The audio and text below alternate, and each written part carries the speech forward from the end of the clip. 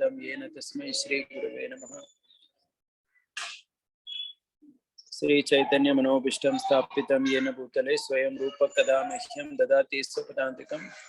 वन्देऽहं श्रीगुरु श्रीयुतापदकमलं श्रीगुरुन् वैष्णवांश्च श्रीरूपं साग्रजातं सहगण रघुनाथान्वितं तं सजीवं साद्वैतं सावधूतं परिजनसहितं कृष्ण चैतन्यदेवं श्रीराधा कृष्णपदान् सहगण ललिता श्रीविशाखान्वितांश्च। नमो ओं विष्णुपदाय कृष्णपृष्ठाय भूतले श्रीमते भक्तिवेदांत स्वामिनिति नामिने। नमस्ते सरस्वती देवे गौरवाणी प्रचारिणे निर्विशेष शून्यवादी पाश्चात्य देशतारिणे। वाञ्छाकल्पतरुभ्यश्च कृपा सिन्धुभ्य एव च पतितानां पावनेभ्यो वैष्णवेभ्यो नमो नमः। जय श्री कृष्ण चैतन्य प्रभु नित्यानंद श्री अद्वैत गदाधर श्रीवासदि गौरभक्तवृंद। हरे कृष्णा कृष्णा कृष्णा हरे हरे, हरे Ram Ram Ram Hare Hare. Hare Krishna. So welcome everyone back to our discussion on Ramayana-18 lessons from Ramayana as learned by Sripad Ramanujacarya from his uncle Srishaila Purna. Okay, so I'll just recite that verse which we recite always, which is a summary of all the 18 points, and then we would go into whatever we're going to discuss today. Tattvam hitam purushakara pumartha shaishya काष्टार्थ पंचकम किंचन देश लाभः कार्तार्थ वर्तन निवास समुद्वयार्थ अशास्त्रो जन व्यसन षष्टि कला जयार्थाः. Okay, so this is one verse that captures all the 18 lessons, and here are the 18. So as I have said many times before, Sripad Ramanujacarya traveled 18 times to Tirupati by foot and heard the whole Ramayana from beginning to end. And each time Srishaila Purna taught him the Ramayana, he focused on one of the lessons. Okay, so this is something called Ramayana Parayana. Parayana means to read the Sanskrit, to read the text. Actually, I just want to make a side point. I have personally not done it yet. My family members have done that. I wish to do it sometime.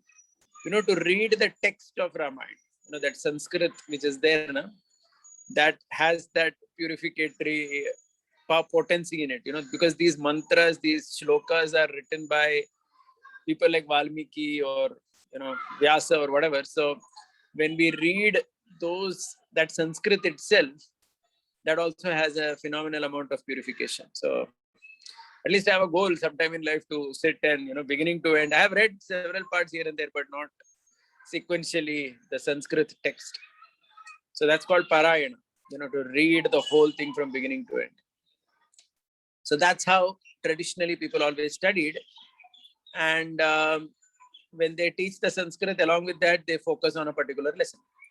Okay, so these were the 18 lessons that he learned. Tattva means supreme absolute truth, how the Lord is. Hitam, Sharanagati, as the ultimate Hita. Purushakara, the recommendation of Goddess of Fortune. Pumartha, service to the Supreme Personality as the topmost Purushartha. Shaishya, having no independent existence. Paratantriya, complete obedience. Kashtha, Bhagavat Paratantriya. That means Paratantriya is service, complete obedience to the Lord. Kashtha is Paratantriya to the Bhagavata. That means to the devotee. Artha Panchakam, nature and characteristic of Supreme Personality of Godhead. Akinchanatva, nothing other than you, O Lord. Ishalabha, importance of the Acharya. Kartartyam, role of one's endeavor. Vartanam, importance of character. Nivasam, place where we should stay. Anudvayartham, the explanation of the Dvayam mantra. So the Dvayam is one of the mantras that Sri Vaishnavas, they obtain at the time of their initiation. Okay, so that mantra they are supposed to chant all their life and everything. So they also see the whole Ramayana as an explanation of Dvayam mantra. Then Gayatri mantra, that means Ramayana as explanation of Gayatri, because it starts with Tapaswadhyaya Niratam. Ashastrujanam, repercussions of going against Shastra. Vyasanam, bad habits and how to overcome them. Shashtikala, 64 arts. So in this way, there are 18 themes of the Ramayana, thematic explanations, and this is how Sripad Ramanujacarya learned from his maternal uncle, Srishaila Purna. So now we are actually in the fifth one we completed last time. So I'm not going to revise right from the beginning. So actually I started only from the second. For those of you who remember, I have not yet done Tattvam. I started from Purushakara, Pumartha, Shaishya. So that's how we started. Hitam we did. Then Hitam means Sharanagati. Then Purushakara, recommendation of goddess of fortune. And Pumartha, highest benefit or highest, the greatest thing as service to the Lord. So these three we have completed. And last time we also completed Sheshatvam. Sheshatvam we did last time. So as usual, I only revised what we did last time for just 2 minutes. And then we go to today's topic. So last time we looked at Sheshatvam. Shesha means what? The Kashika explanation of Shesha. Ukta Danyaha Shesha. Whatever is being spoken about, whatever remains is called Shesha. Okay, so the Lord is the main Uktad in the Vedas. Everything else is Shesha. Okay. So Lakshman symbolizes Shesha in the greatest manner. Right from distribution of the kheer to the queens. If you remember, Sumitra got the remnant of Kaushalya in Kaikeyi. And that is why the two sons that were born to her, one, both were Shesha. The leftover kheer. From that, the boy was born. So they were in that mood only throughout their life. Okay. So we saw some basic stories to prove the Sheshatvam of Lakshmana. Lakshmana is the main character who, because he's Shesha himself, how he stands for Shesha. So first we saw this whole story of Vishwamitra asking for Ram. Beautiful story. Vishwamitra is asking only for Ram. And the whole argument is about Ram. Dasharatha doesn't want to send Ram. Vasishtha is saying send Ram. Everything is about Ram, and there is just one verse where it says that Lakshman also followed and he went. All the blessings by Dasharatha were given to Ram only, saying that Vijay Bhava and all that were given to Ram. So all this was happening, and Lakshman is just mentioned in half a verse, saying that he also just followed. Okay, so this is a classic thing of Shesha. So there was nothing like, "Arey, mujhe nahi bulaya alag se." Right? So because he never had this feeling that I'm an independent guy and Ram has been called. So where I was never called in the first place. So it's not like that. So here there's a beautiful story, but you see Sheshatvam in existence here. Then we see Sheshatvam also in how when Lakshman decides to go to the forest, right? How he pleads Ram, and he says that I'm going to come and Jagrata Swapataschate. I'm going to serve you Jagrata and Swapata. That means when I'm awake and sleeping. When you are awake and you are sleeping, I will keep serving you. So that is Sheshatvam. That is the second story. The third one is Ram testing Lakshman. Beautiful story again. So after they have crossed the Ganga and everything, Ram is testing Lakshman, saying that, hey, why don't you go back? And he makes Lakshman very emotional, reminding him about his mother Sumitra, saying that who will take care of her and all that. And then we saw this beautiful verse. Nacha Sita Tvaya Hina, Nacha Ham Api Raghava, Muhurtam Api Jiva Ho Jalan Matsyan Ivo Dhrithau. He invokes Sita first of all and says that Sita and me, we cannot stay apart from you, even for a Muhurta, just like a fish out of water. And he basically compares Ayodhya to a milk, right? And he says that it may be milk, but I can't go there. I'm fish. I need water and you are the water. So that's how the story, beautiful story. We saw this last time. Then we also saw Lakshman's ideal mother, Sumitra Devi, who basically, look at that verse 249 that I put on the slide. Ramam Dasharatham Vidhi, Mam Vidhi Janakatmajam, Ayodhyam Atavim Vidhi, Gacchatate Yatasukam. She tells Shatrugna, you go to the forest, Ramam Dasharatham Vidhi. Look at Ram as Dasharatha. Mam Vidhi Janakatmajam. Think of me as Janaki. Ayodhyam Avitam Vidhi. Look at the forest as Ayodhya and be very happy in that service. So that means if you would ask the question, from where did this tendency of Lakshman come up for service? That came from his mother. So Sripad Ramanujacarya would say that every woman should be like Sumitra and give the son for the sake of Sampradaya. That means for the sake of the preaching and, the propagation of Krishna consciousness. Something similar to what Prabhupada would say, that every family should give a son. So basically, the Sheshatvam was instilled in Lakshman by his mother, right? Sumitra. That's what we're seeing here. Good. And then the other thing we saw about Sheshatvam was that how Lakshman's mood itself towards Ram, where he tells Sugriv, Ahamasya varo brata gunedasyam upagatah, where he introduces himself to, I think that's Hanumanji, where he's basically saying that I am the servant of him because of his qualities. Just observe that verse. Ahamasya vara brata gunedasyam upagatah. That means Lakshman is making it clear. It's not that just because he's my elder brother, I am his servant. I am sold out to him because of his wonderful qualities. So that was his mood. So it was not just about being elder brother or younger brother. And that's where we spoke about how even when he comes as Balaram, still he is in the mood of service only, right? He's called a servitor godhead because the mood is the same. He is sold out to the Lord because of his qualities. Okay, so this is where we had stopped last time. And this is where we're going to continue our today's discussion. Okay, so now only we are starting. Okay, so now we are moving into a story where we will see both Sheshatvam and Paratantriyam both together. So Sheshatvam, as I told you, meant so it's like my house, my car, things that I have, inanimate objects. They are all Shesha to me because they are all serving me without any question. Okay, so it's like wherever I go, my mobile is going to come with me. Nobody has to tell that please come with your mobile phone to the temple. No, people will come with their mobile only. So the mobile is like Shesha. So that is Lakshman. Wherever Ram goes, he just goes. Paratantriya means obedience. Paratantriya, in a more elaborate sense, means creative obedience. That means you're not only obedient, but you're really thinking how to please the master. And then you are doing it. So sentient beings depict Paratantriya. Okay, and generally inanimate objects depict Sheshatvam. But Lakshman is an amazing character because he depicts both Sheshatvam and Paratantriyam. And that is what we are going to see in this story. So this is where we are starting our discussion today evening. So our first story today is about Ram, Sita and Lakshman having reached the forest of Dandakaranya. So they have reached Dandakaranya. This is after the Chitrakoot incident. And then what happens is they want to, Ram wants a cottage to be made. So he's telling Lakshman, look at that first verse.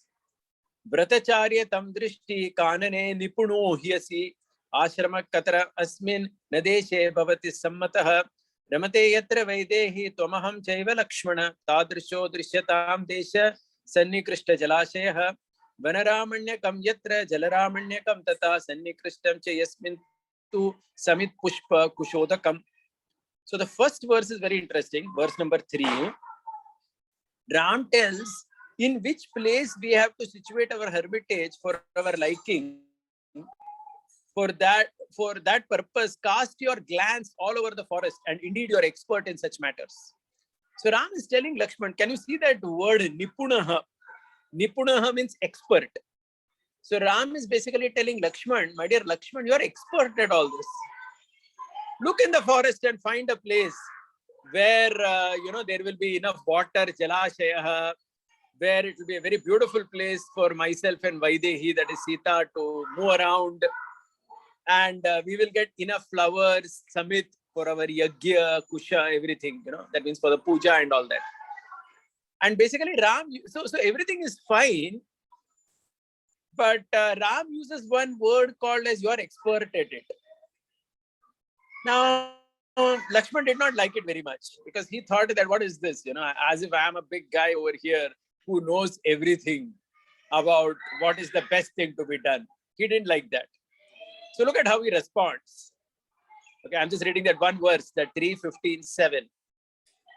Paravanasmi kakuchta itoi varshatam stite swayam tu ruchire deshe kriyatam iti mam vada.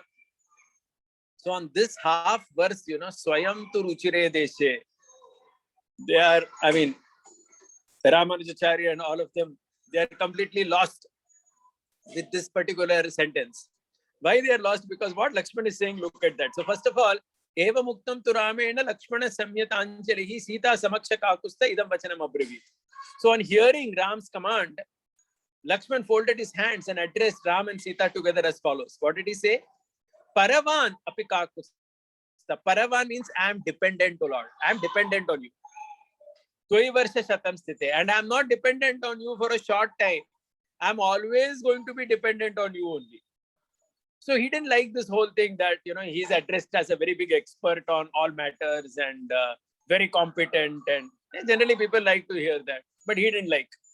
Because he was Sheshatvam, right? His mood was that I'm just an insignificant, like a inanimate servant who's just there to do everything mechanically or whatever. Not that, I have such a big brain and I'm the most talented guy out here who knows which is the best place for Ram and Sita to live. So he says, Swayam tu ruchire deshe. Swayam tu ruchire deshe has so many ways in which it can be explained. But essentially what it means is, which place you like, you tell me that I will make cottage there. So he wants to say that don't call me expert and all. Swayam tu ruchire deshe. You only tell me which place you like maximum. I will make cottage over there. Now this line Swayam tu ruchire deshe has so many meanings, so many ways in which can be explained. It can also be explained in the sense that the devotee has no independent desire or no independent taste. That means whatever the Lord likes, he likes. At least this is the characteristic of Sheshatvam. Because in Sheshatvam, you don't have any independence. So, Swayam tu ruchire deshe. Whatever you like, that is what I also like. I have no separate liking. And then it is said Ram only found a nice place and told Lakshman, make a cottage over here. At this point, somebody may say, what kind of servant is this? Sheshatvam means. Doesn't he have any creative originality? Of course he has. And that's what we're going to see in Paratantriyam. So Paratantriyam, as I told you, means obedience. And it also in a way means creative obedience. And now we are going to see many examples of that, starting with the first example of Lakshman himself. So look at what Lakshman did. Look at this verse. The translation says, Lakshman built a very spacious straw cottage there, leveling and raising the clay for raised floor of the cottage, strongly pillared with long bamboos. Thereupon on those pillars, excellent rafters were made, and the branches of shami trees are spread out, twined firmly with twines of jute strands and with the cross-laid bamboos for thatching. And over that, blades of kusha grass and leaves of kasha are spread and well over-covered for the roof. And thus the very great mighty Lakshman made that best and very spacious straw cottage with leveled surface for residence of Raghava in the interest of Raghava alone. And it resulted in a feast to the eye. So there are these, 3-4 verses in that particular chapter which describe the beauty of that cottage. And it says that it was a treat to the eye. And not only it was a treat to the eye, it is said that he made it so nicely. He made it considering Ram's interest. So for example, it is said, there are a lot of commentary on this. So it is said that Lakshman made a separate room for Sita. Okay, so because traditionally women have what is called as an antarvadi. Antarvadi means a place for their seclusion, right? Once a while, they also want to be in a secluded place. There was a room for Ram and Sita to rest at night. There was a puja room. There was a room for receiving the sages. When all the sages would come, to meet Ram in the forest, they had to be received and welcomed, right? So there was a place for that. So in this way, everything was very nicely made. And also it is said, that is there in the verse itself in the Ramayana, in this chapter, that Lakshman arranged a Griha Pravesh ceremony also. So we see that even in the forest, they did a Griha Pravesh. So that verse also comes. They did a puja before they entered the house. Not that they just started living there. Okay. And then look at this verse. So this verse is spoken by Ram to Lakshman. Bhavajnena kritajnena dharmajnena cha Lakshmana tvaya putrena dharmatma na samvrita pitamama. Beautiful verse. Bhavajnena. Bhavajnena means he says, Ram is embracing Lakshman and saying, oh, my dear Lakshman, you have understood my bhava. So why is he saying that? The commentary there is that he had made separate room for Ram, Sita. For Sita also he had made separately. Everything he had done so nicely that Ram says that you have understood my feelings when you made this house. Dharmajnena, you have taken into consideration dharma also. Okay, because you have kept the puja room, you have kept a room to receive the sages who will come to meet us. Correct? Toya putrena dharmatma na samvrita pita mama. And having a person like you, I think my father is not yet gone, he says. So Ram is looking at Lakshman as if it is Dasharatha. Because generally a father, for a son, he always takes the best care, right? A father always wants to make the best arrangements for his children. So when Ram sees the beauty of that construction, that cottage, he tells Lakshman, it is like a father who takes care of his children and creates a nice facility for his children. So you have done like that for me, he says, and he embraces him. Okay, so in this verse and in this part of the story, we see Paratantriya. That means complete obedience. Because Ram had told Lakshman to make the cottage in a particular place, and he obeyed it, but he obeyed it with great amount of creativity and thoughtfulness. And this is called Paratantriya. So because Paratantra generally, for example, we all know Paratantra in Sanskrit means subservient.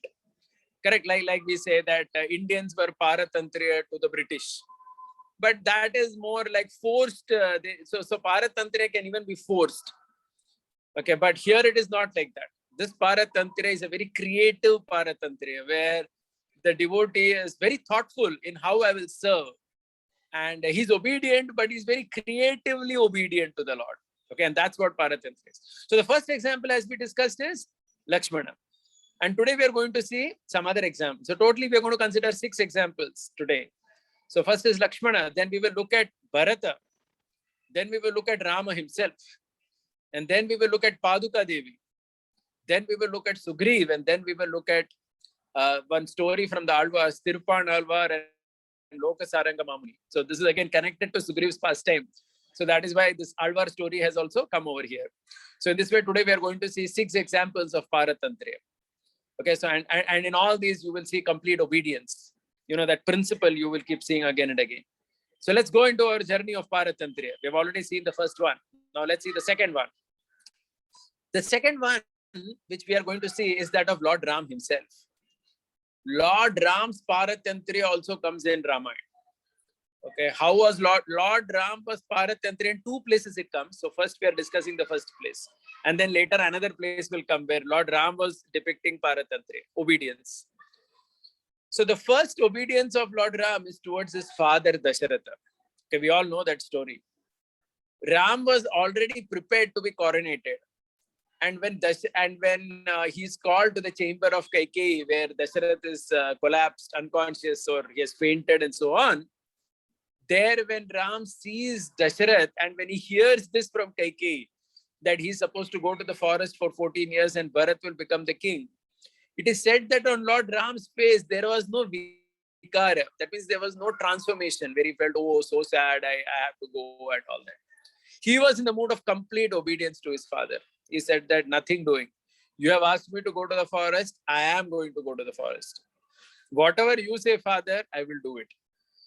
So this is the kind of obedience that, Ram exhibited towards his father. In many ways, we will see that in our Indian culture, generally, most traditional people, they grow up like that. Nowadays, maybe there is a little tendency where people question their father.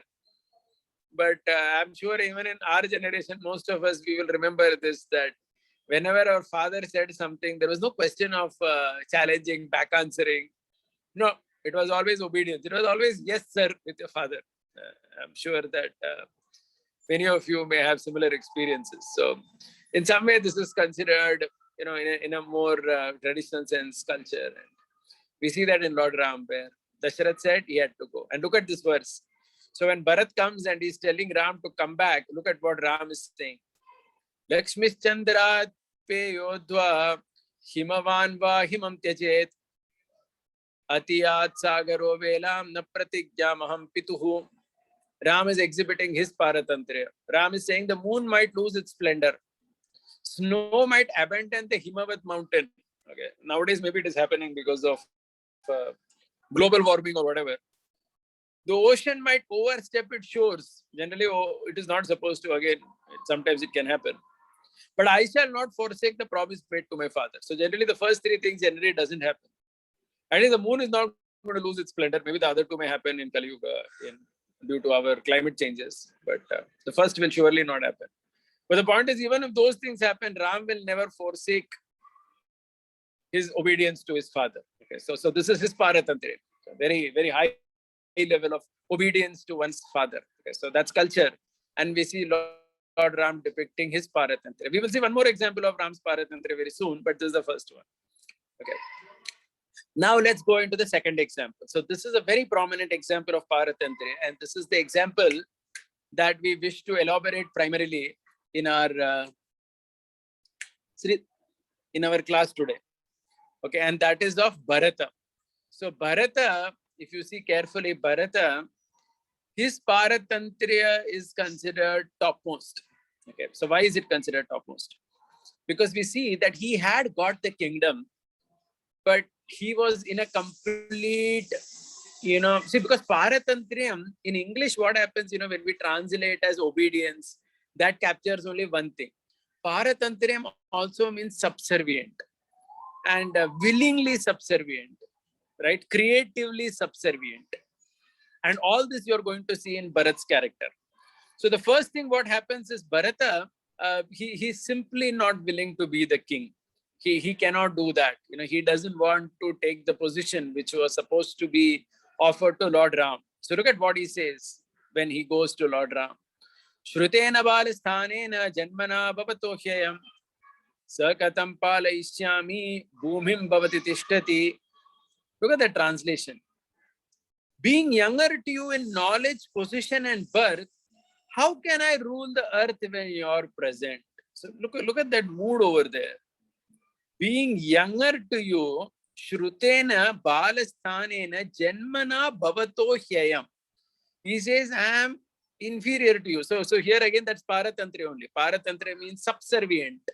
So Bharata is saying that I am subservient to you in knowledge, in position, and birth. How can I rule the earth when you are present? It's not possible.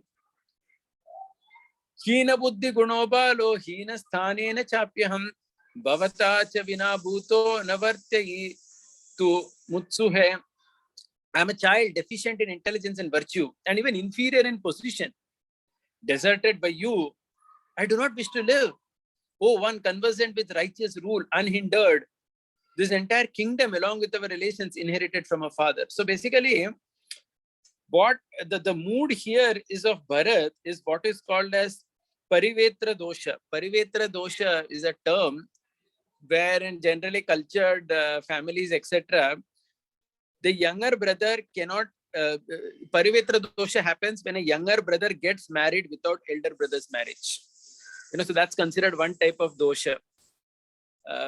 So the younger fellow cannot get married if the elder is not yet married. So we see that sometimes, where because the elder is not married, the younger is waiting. With boys also it happens, with girls also it happens sometimes. Okay. Generally it is not to be done. So generally that means the elder also should get married at the right time. So Bharat's mood was that when my elder brother is there to rule, how can I rule? And there is a very interesting commentary to this set of verses. So Sripad Ramanujacarya, what he learned was that both me and the kingdom are sesha to you. Please hear this. Bharat is thinking, I am also sesha to you and the kingdom is also sesha to you. How can one servant boss over the other servant? So just like a master has two servants. So both are servants of the master, right? So no, one of the servant cannot think that I am the boss of the other servant. He cannot do that.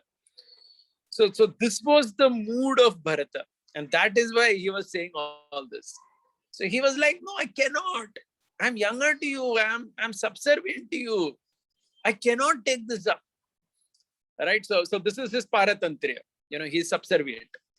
But we know that as he's speaking to Lord Ram, he understands that Ram is not going to change his mind. And Ram makes it very clear that I'm not going to violate the order and come back. So at that time, you see the creativeness. So actually in that particular chapter, if you see in this chapter 112 of the Ayodhya Kand, Bharata only apparently makes this suggestion that you please give your these wooden sandals, because let that rule, let that be on the throne. Okay, so this is what creative subservience means, because see, the whole point is Bharat goes to try to get Ram back, but when he understands that Ram is not going to come back, what will he do then? Correct. So he has to handle that situation, right? Because Ram is surely not going to come back. He has made it very clear that I'm not going to come back no matter what you say. So then the question is, how will Bharat maintain his Paratantriya? So you need some creativity, you need a brain, right? So if you see in that particular chapter of Ayodhya Kand, he only suggests that please give these sandals of yours. Sapaduke sampranamya ramam vachanam abravi chaturdashi varshani jata chira dharohyayam. So he says that, oh Lord, wearing matted locks and bark garments, you please, put your feet on these sandals once again and give them to me. And what will I do? Falamula shanovira bhaveyam raghunandana tavagamanamankanksha vasanvai nagara dvihi. He says, O hero, wearing matted locks and bark garments, living on fruits and roots, placing the responsibility of ruling the kingdom on your sandals, and looking forward to your arrival, I shall reside outside the city for 14 years. So he says that I will keep the sandals on the throne and I will stay outside the city and rule for 14 years. So this is his creativeness. He only comes up with this whole idea. If you see that chapter, Ram does not volunteer. Ram doesn't say that you take my sandals and go. He doesn't say that. Ram only repeatedly keeps saying that I'm not coming, no matter what. And we know that all the other rishis are also telling. Vashishta is saying, then the Jabali is saying, and we know, right? Jabali starts preaching atheistic philosophy temporarily to try to persuade Ram to come. So all these people are telling Ram to come. But Ram is not budging. Now, then the question is, how will Bharat do? What is he going to do about it? So he only comes up with this whole idea. And then Ram obliges. Ram says, okay, fine, this is okay. So then he stands in the eastern direction once again on his wooden sandals. And then he takes that, keeps it on his head, and he brings it back. So this is again Paratantriya. Because he's maintaining his subservient nature, correct? By a very creative process. The creative, he's only thinking, how will I maintain? Because Ram doesn't, how will Ram say, take my sandals and go? How is that possible? So Ram is not going to say that. So Bharat only says, and he takes it and comes. So this is again Paratantriya. So beauty of, so that's why Bharat is considered the best example of Paratantriya. And we are going to see more examples of Bharata. Now look at the next one. Now this is again very interesting. How does Bharat go back? That's also discussed in great detail. Tata rohyaratam drishtam shatrugnena samanvitaha. So this is the first verse of the 113th chapter. It says, then Bharat, accompanied by Shatrughna, placing the sandals on his head in delight, boarded the chariot. Shirasi Kritva, he put it on his head. Okay, and there is so much of commentary on that. Okay, so there are poets who say that generally when a person becomes king, he gets only one crown, one mukuta. But Bharat got two mukuta. Maharam mukutam dvayam. Two mukutas he got because Ram's two padukas he kept on his head. And Aruroha Ratham Hrishtaha. If you see that word in Sanskrit, Hrishtaha. Hrishtaha means what? Delight. He was very happy. So somebody may say, how come Bharat was happy? Because he didn't achieve his real goal, right? He should be sad. He went to the forest to get Lord Ram back, but Ram never came. All that came was the two sandals. So why is he happy over here? So the reason why he was happy is because he was thinking, thank God my Paratantriya was saved. He was thinking, I am the Sesha of Paramatma. I came to bring Paramatma or Lord Ram back. But he was refusing. Fortunately, I got this Paduka at least. Thus my Paratantriya is saved. Because had I not got this Paduka, what would have happened to me? I would have had to sit on the throne. That's unimaginable for me. It's never possible. Okay. So that's why he was very happy. That's why this verse says, Aruroha Ratam Krishtaha. Very happily he boarded the chariot. He was not disappointed. He thought, thank goodness my Paratantriyam is saved. I still continue to be subservient to Ram. Okay, if Ram did not come, at least he agreed to send his sandals, which will rule. And I am going to just be like a viceroy of those sandals. Correct? So in that mood, he came back. Okay, and this is how he maintains his Paratantriyam. Now look at, now for the 14 years, he rules Ayodhya. As we know, outside in a gram, Nandigram, he sits and he rules from there, eating only barley mixed in cow urine, it is said. And then it is said, after now these verses I'm reading now are from the Yuddha Kanda. You see 6, 127, 53. Means they are from the Ayodhya Kanda, chapter number 127. This is after Lord Ram comes back. When Lord Ram comes back, look at his mood. Having offered his salutation with joint palms, Bharat spoke to Ram, this entire sovereignty of yours kept with me as a deposit is being returned to you by me. Abbravicha tadaramam Bharata sakrita anjalihi yetate rakshitam rajam arajyam niryatitam maya. He basically says, this whole thing is yours only. Adhya janma kritarte me sambratascha manoratah yastvam pashyami Rajan Ayodhyam Punaragatam. My life has accomplished its purpose today, and my wish to stands fulfilled. In that I see you, its king, come back to Ayodhya. So basically, we see that Bharat maintained that mood of Paratantriya for 14 long years, where he was just sitting on the throne, thinking that I am just a servant over. He was not sitting on the throne, sorry. He was ruling in that mood only of Paratantriya. And he's so happy to give it back to Ram. He's saying that please take everything back now. Okay, it's over.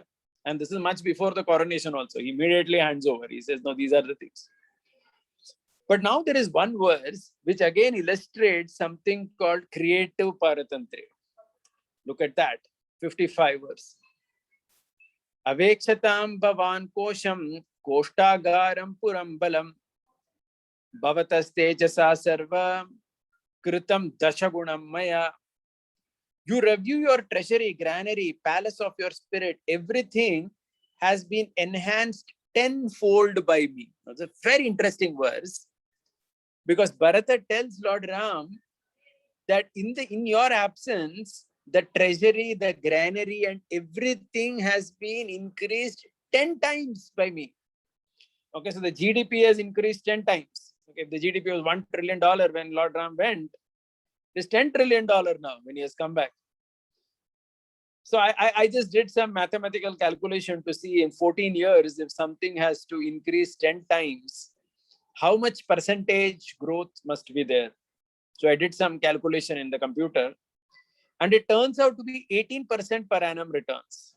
Okay, so that means if an X amount of money in the at the 0th year is invested, and you have 18% growth, compounded rate of growth, then that will become 10x at the end of 14 years. So that's how you can put a simple calculation, you'll understand that.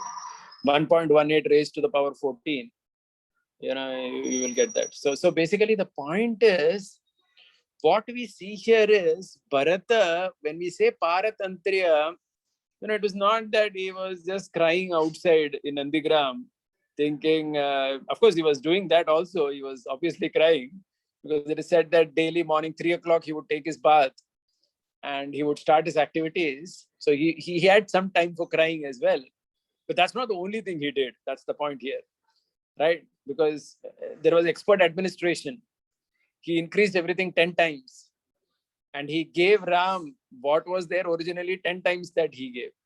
So this is very important. It's also very important because what this also indicates is that a devotee, in his Paratantriya or his service, is very creative. And what it also indicates is that our scriptures are very practical, and they will never put aside this particular aspect of growth. Okay, growth as in even the material growth, so to speak, right? Growth in terms of property, growth in terms of value is never de-emphasized by the scripture. Okay, only a novice student of the Bhagavad Gita will think that just because I learned Gita, I have now to,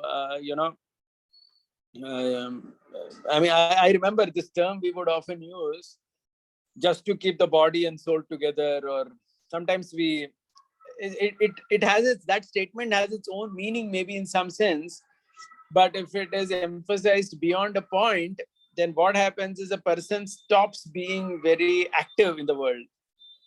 Okay. Imagine if Bharat also thought that let me rule Ayodhya just to keep the body and soul together of everybody. Then why should he grow at the rate of 18% per annum? You could have just kept things as it is. Obviously, even before Ram going to the forest, everybody had body and soul together only. So why work to grow so much?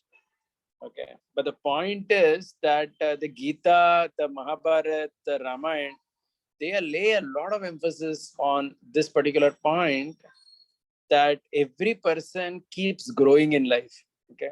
And becoming a devotee or being a devotee is not at the cost of growth of the individual in terms of what he could do. Right. So these people were Kshatriyas, and as Kshatriyas, their duty was to enhance the prestige and wealth of the kingdom. And that was never compromised. There was no question that they would think that, oh, let us do something minimum.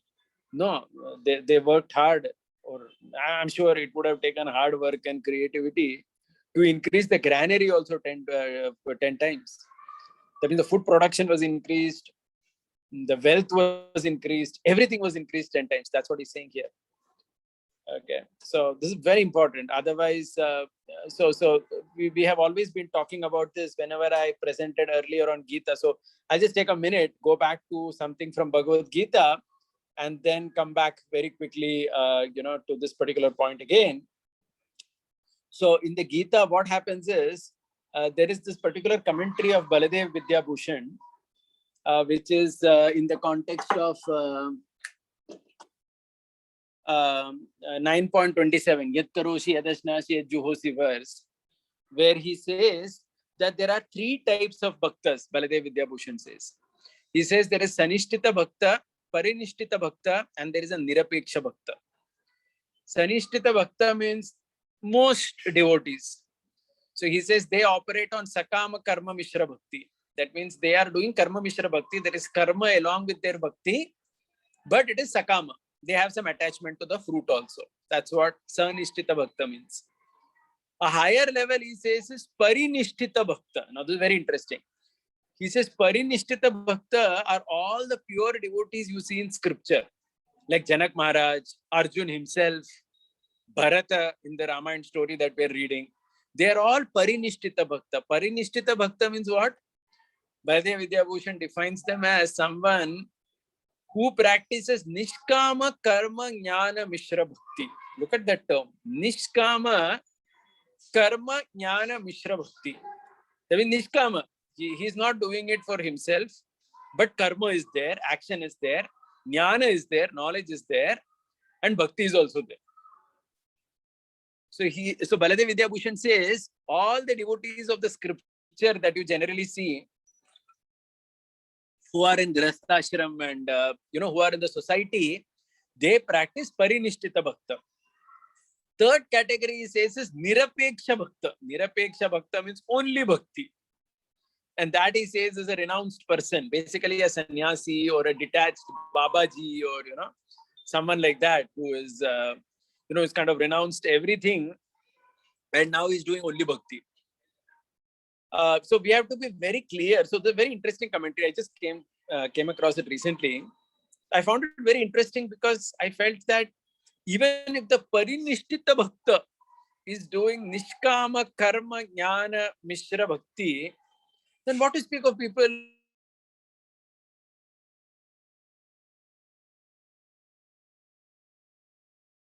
Prabhuji, your voice is not audible.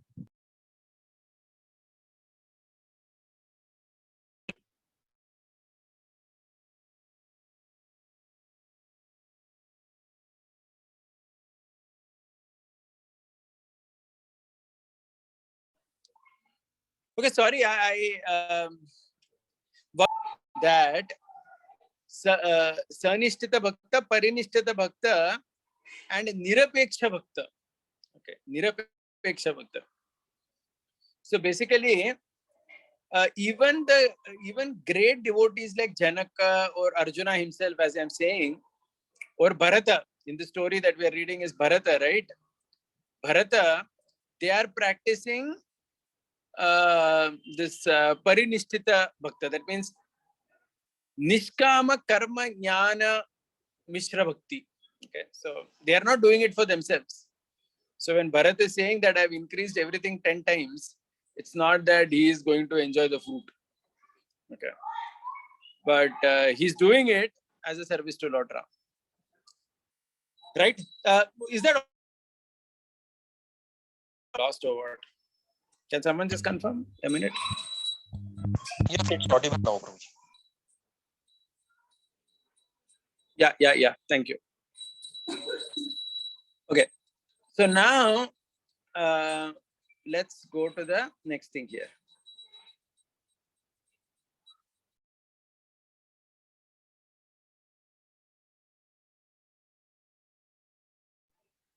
This whole description is about Bharata's Paratantriya.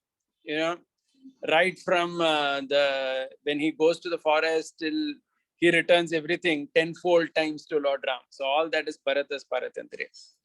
Now we are again going back to Lord Ram's Paratantriya, complete obedience. So try to understand this. So now somebody may say, how did Ram's Paratantriya come into being over here? Okay. So the understanding is, sorry. Yeah. So Lord Ram, when he, the last thing Bharat tells Lord Ram in Chitrakoot is, look at that verse down there, 212:25. Chaturdashe tu sampurne varshe hani raguttamam na drakshasi yaditvam trupravekshami hutashanam. He says, oh Lord Ram, if I do not see you the following day when the 14th year has ended, I shall enter the fire once and for all. Okay, so basically he's saying that I am going to kill myself if you don't come to me at the end of 14 years. Okay, so now this is what Bharat had told Lord Ram. No, Ram is also very obedient, right, to Bharata.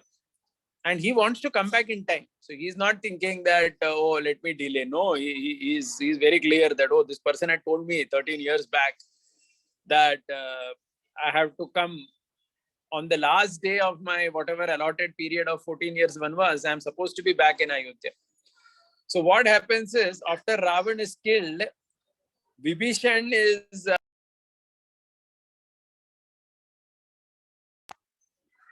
Vibhishan some more time and participate in the ceremony of coronation, etc.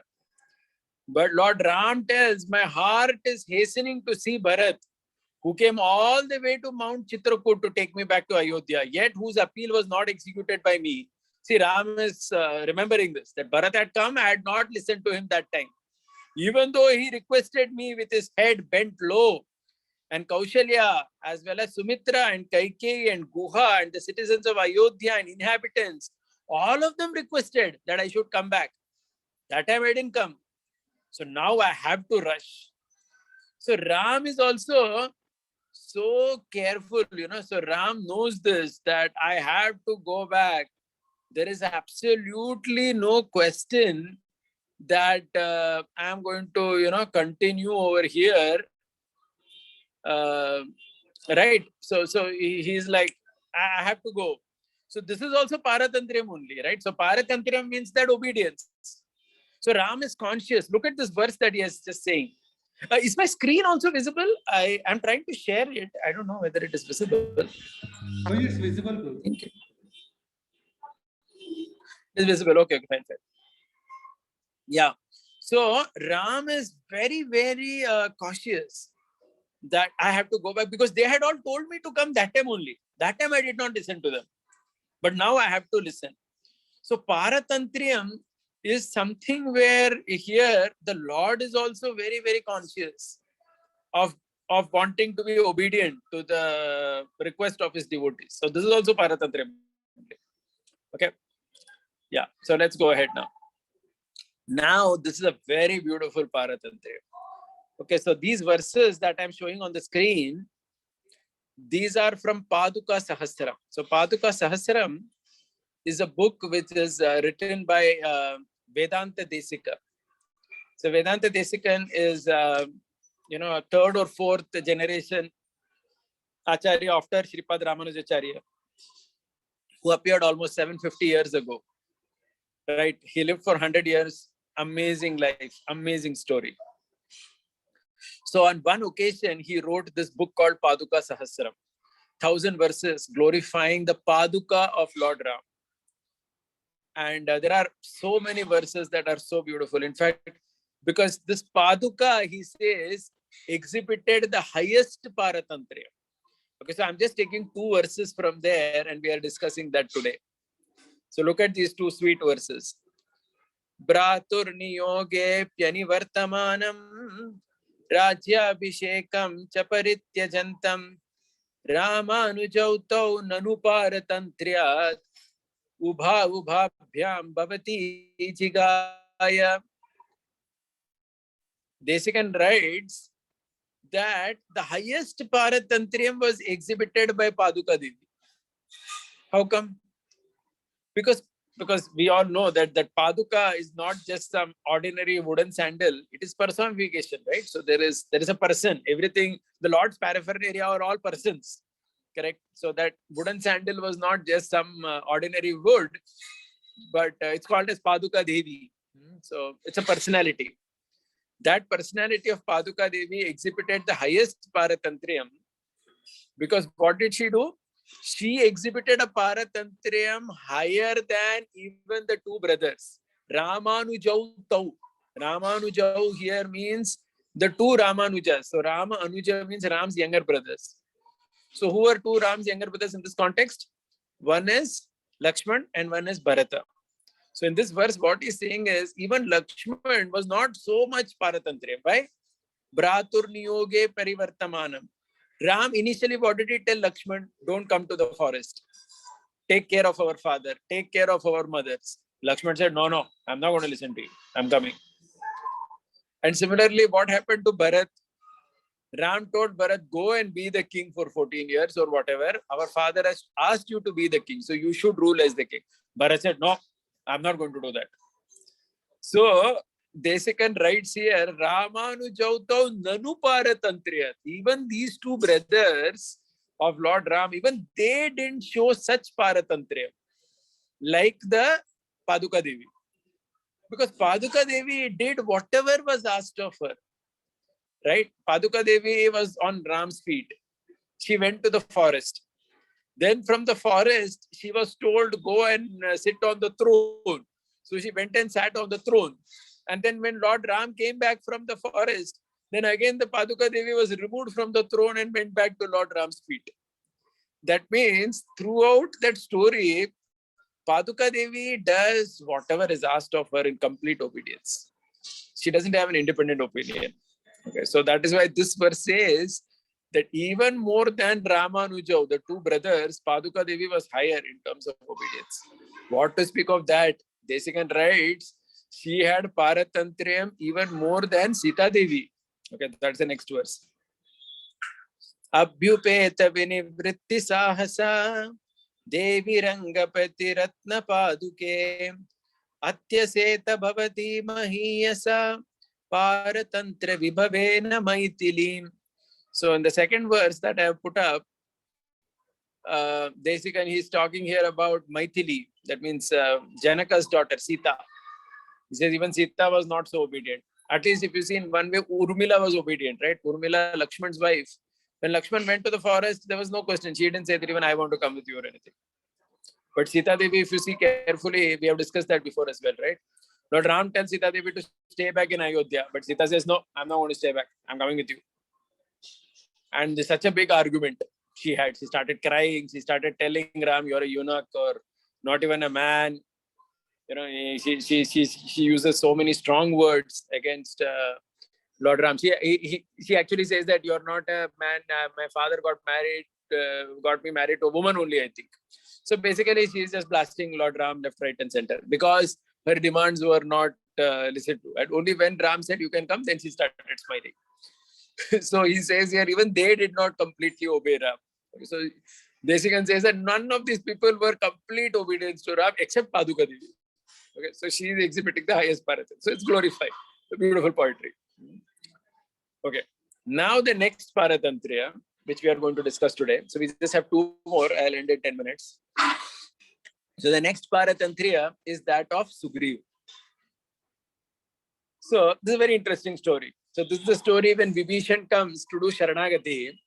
And that time when Vibhishan comes, it is Sugriv who meets Vibhishan initially, right? We all know that, right? When Vibhishan comes, look at that verse there on the screen. Nivedayatamam Kshipram Raghavaya Mahatmane Sarvaloka Sharanyaya Vibhishanam Upastitam. Inform immediately to the high-souled Rama, the protector of all the worlds, that I, Vibhishan, have come here. So whom is Vibhishan telling this verse? He is telling it to Sugriv. So because when Vibhishan comes with the 4 assistants and he's standing in the air, Sugriv is the person who meets him first. So he's telling Sugriv that, my dear Sugriv, please inform immediately to Lord Ram, Sarvaloka Sharanyaya Vibhishanam Upastitam, that Vibhishan has come here seeking shelter. Okay, so now what Sugriv does is he goes and he doesn't say that, so Vibhishan, when he comes, he tells Sugriv very clearly that I have come to surrender to Lord Ram. But Sugriv goes and he gives his opinion to Lord Ram. Look at what he says. Badhyatam esha tivrena dhandena sachivasaha ravanasya nrishamshasya brata hi esha Vibhishanaha. He says, this Vibhishan is indeed the brother of the cruel Ravan. Hence, let him come. Let him, along with his ministers, be killed by imposing severe punishment on them. So basically, he tried to understand, Vibhishan came telling Sugriv that I want to surrender Sharanagati to Lord. He's going to tell him. But Sugriv, what he does, he goes and tells Lord Ram that, see, this fellow has come. He's a very cruel person. He's the brother of a cruel man. All he and his ministers, the 4 ministers, we have to kill everybody.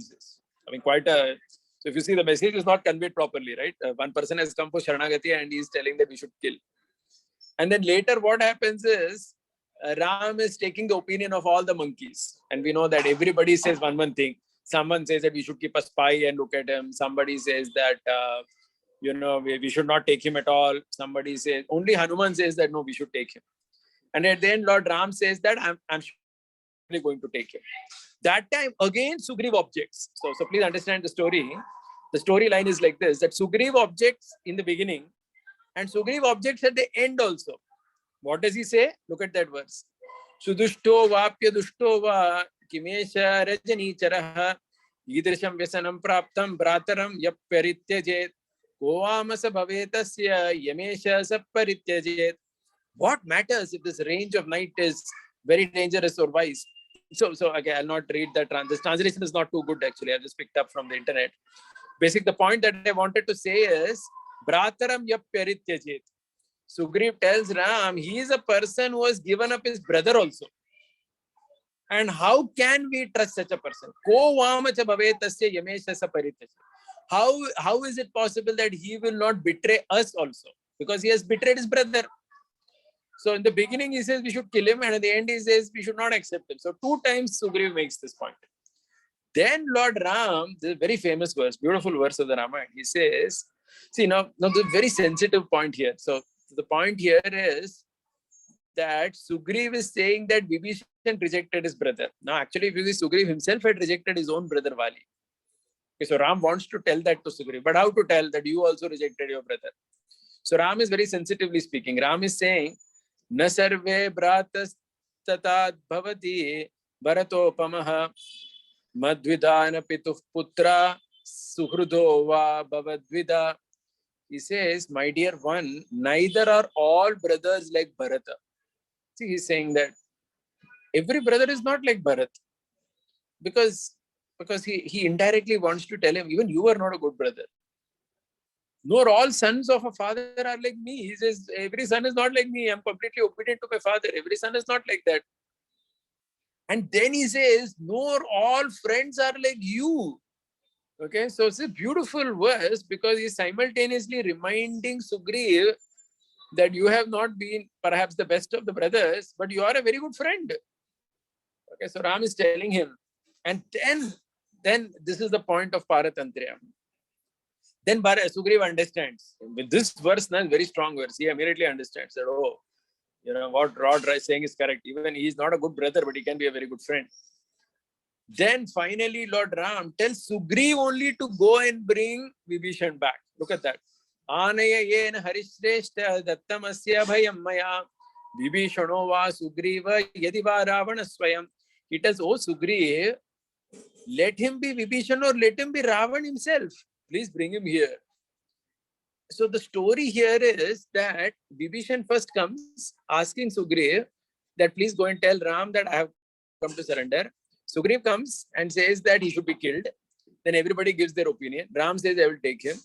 Then Sugriv says, he ditched his own brother. How will he not ditch us? Then Ram says, every brother is not like Bharat. Every friend is not like you. Every son is not like me. Then Ram sends Sugriv only to bring him back, to bring Vibhishan. Okay, so the point, and Sugriv does that. So this is again Paratantriam because you may have your opinion initially. That's fine to have your opinion. But once you have understood what is best, you are willing to go completely against your opinion and do the service. That's the point here. Okay, so Sugriv had his opinion that Vibhishan should not be taken. Even if he's taken, we should punish him. We should kill him. We should not trust him. He had his own opinion. But after he heard from Lord Ram, he became obedient. He said that, so Ram wanted him only to get Vibhishan back. Correct? Because in that, there is a subservience. Because to bring someone back like that, that means you had an opinion, you're bowing down to your own opinion. So that's also Paratantriam. See, because opinion is a very big thing actually. People can give up anything, but they don't give up their opinion very easily. Okay, so like there is a saying in English also, that story is there, right, of the scissor and that knife. Correct? The two people were fighting. Which is superior? The scissor. Prabhupada said that story. Is the scissor superior or the knife superior? So finally, the fellow with the knife killed the fellow. He put the dagger in the stomach of the fellow who was saying that knife is superior. But as he was dying, he was showing from top like this. He was saying that the scissor only is superior. Sorry, the scissor fellow. He was killed, but still. So we may try to convince a person against his will, but he's of the same opinion still, it is said. So real Paratantriya means you put aside your opinion also. Because you understand that, no, in the service to the Lord, if this has to be done, my opinion is not very important. So that is the story here, where Sugriv goes against his own opinion and he is only given the service to bring Vibhishan back, though he was the most vocal that Vibhishan should not be taken. So that is Paratantriya. And our final story of Paratantriam today, which is again a very similar story, is that of Tiruppan Alvar. So Tiruppan Alvar, he was one of the 12 Alvars, and he came from a particular jati which was considered in social circles very low in the hierarchy. Okay, and it is said this Tiruppan Alvar, he would be singing the glories of the Lord on his veena, sitting on the Kaveri river, banks of the Kaveri river. So once it is said that there was this priest of the Srirangam temple, right? His name is Lokasaranga Mamuni. So this Lokasaranga Mamuni, what happened is, he was taking bath in the Kaveri, and when he was coming out of the water, he saw Tiruppan Alvar. So he requested him, please move aside. I'm the Pujari, I've taken bath, I need to go to the temple. But this Tiruppan Alvar was so lost with his veena singing about the Lord that he did not hear only. So out of temporary anger or whatever, Lokasaranga Mamuni took a small pebble and, because in those days they were very, the priest could not touch anybody, and what to speak of touching Tiruppan Alvar. So he took the stone and he threw it in his direction. The stone hit his forehead and it started bleeding. And immediately Tiruppan Alvar came to his external senses and he moved aside. He did not take any offense or anything. He moved aside. Then when Lokasaranga Mamuni went to the Srirangam temple, he noticed that the door is not opening only. The door is permanently locked now. And he heard the voice where the Lord said that you have offended my devotee there, Tirupanalvar. So you have to go, take him on your shoulder and bring him. Only then my darshan will open. So then again, this is complete obedience. So again, he goes against his opinion. Who? Lokasaranga Mamuni. He goes against his own opinion. He had previously thought that, what is this, Tirupanalvar? Who is sitting? Somebody is sitting and singing like this. So, but he goes against his opinion. So, Lokasaranga Mamuni shows Paratantriam, obedience to the Lord.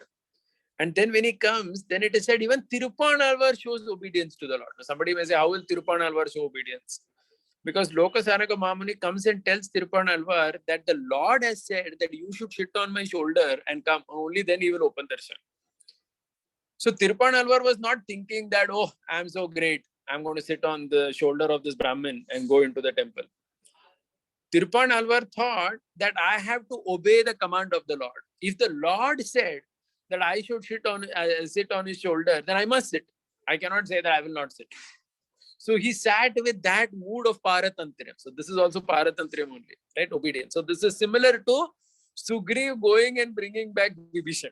So just like Sugriv went and got back Vibhishan, you see in that picture over there, which I have put on the slide, the 6th picture, Lokasaranga Mamuni goes and brings Tirupanalvar. And then when he comes, then we know that Ranganath gives darshan. Okay, so this is all the examples of Paratantriya that we discussed today. We're just summarizing. Example 1 is of Lakshmana. We saw that in detail.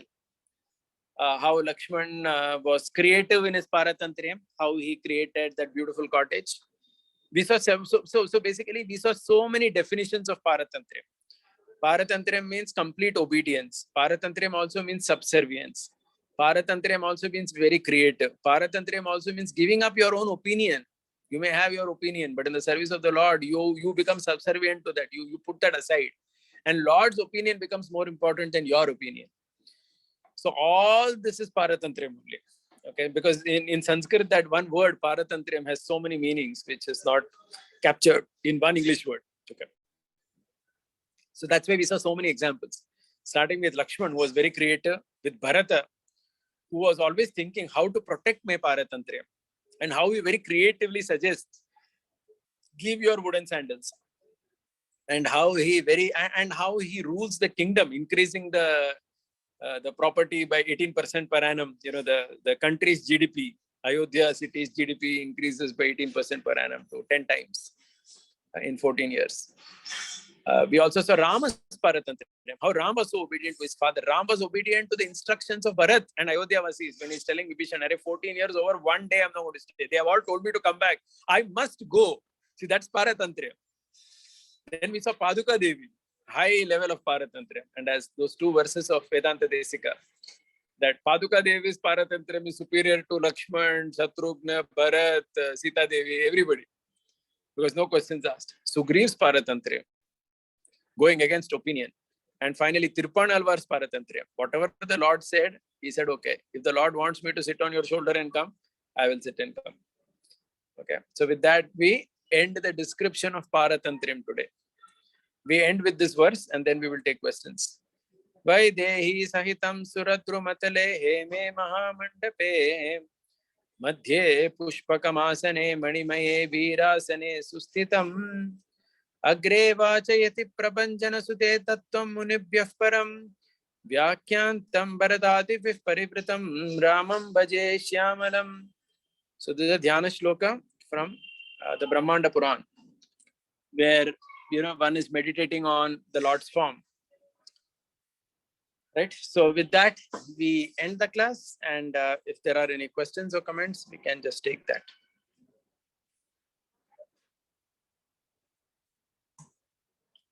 Okay. Is there any question? Anybody wishes to ask anything? Actually, many people wrote many things on the chat, but in the middle, I went out of the chat. I went out of Zoom, so I think I lost everything of chat. Vijay, I have asked 2 questions in chat. Can I? Yeah, please ask, because what happened is I lost my whole chat, because in the middle I went out of Zoom for 2 minutes. So yeah, tell me. Yeah. First question is usually Like we here in like in the modern times, like we give emphasis on the individuality, but in Sheshatvam it emphasizes how we don't even consider having individual existence.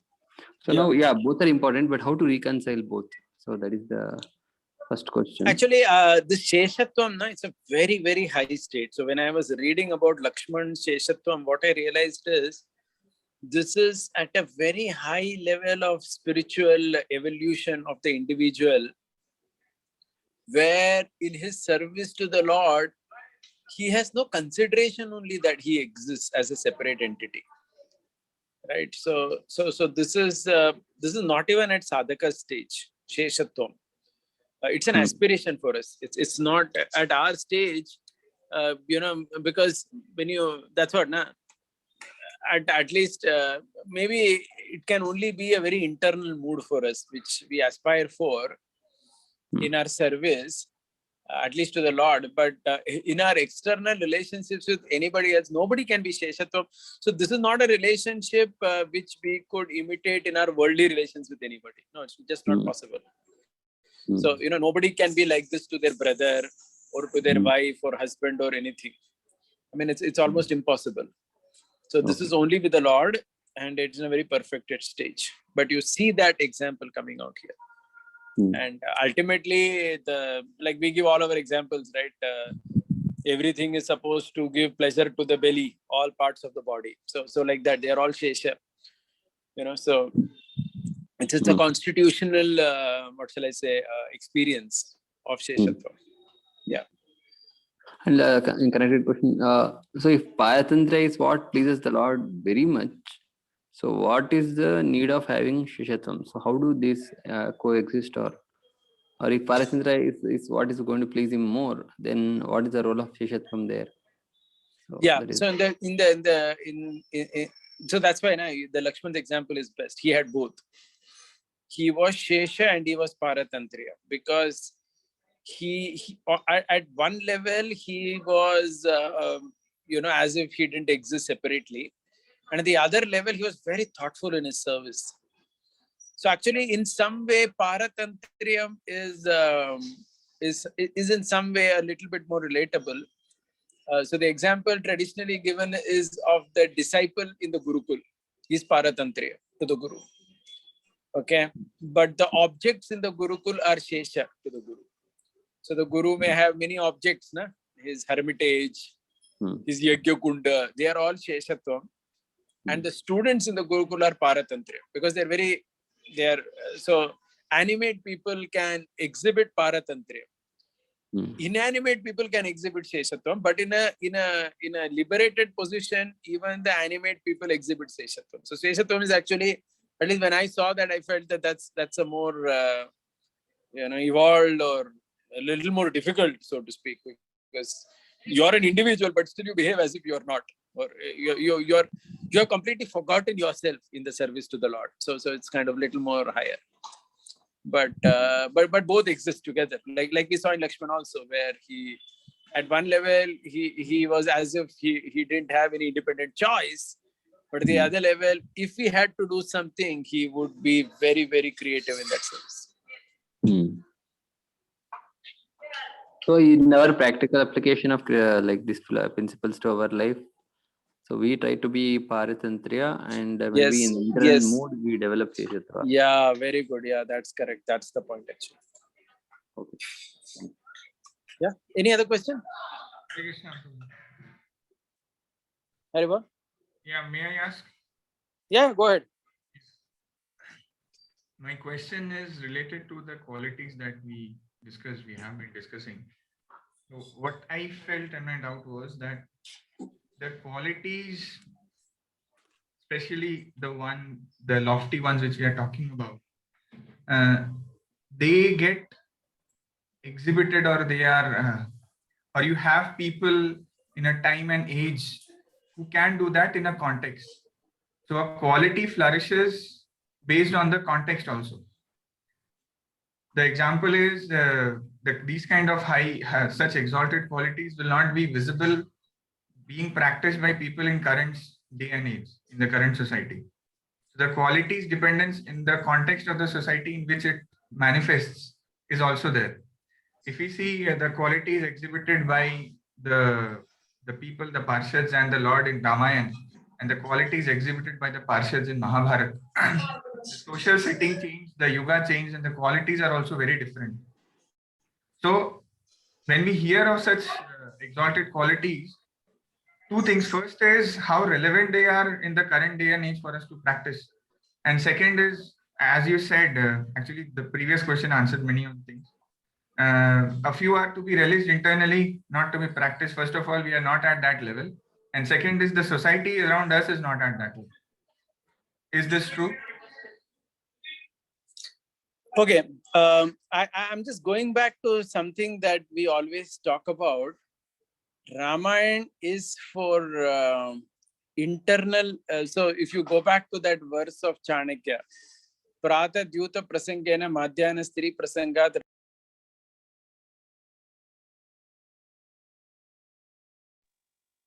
Stopped my video. I think I have some problem in bandwidth, maybe.